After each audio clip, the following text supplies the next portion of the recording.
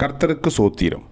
இன்றைய வேத வசனம் நியாயாதிபதிகள் 6ஆம் அதிகாரம் 23ஆம் வசனம். அதற்கு கர்த்தர், உனக்கு சமாதானம், பயப்படாதே, நீ சாவதில்லை என்று சொன்னார். ஆமென்.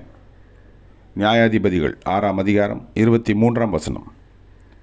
அதற்கு கர்த்தர், உனக்கு சமாதானம், பயப்படாதே, நீ சாவதில்லை என்று சொன்னார். ஆமென். நியாயாதிபதிகள் 6:23. கர்த்தர் உங்களை ஆசீர்வதிப்பாராக, உங்களோடு கூட இருப்பாராக. ஆமென்.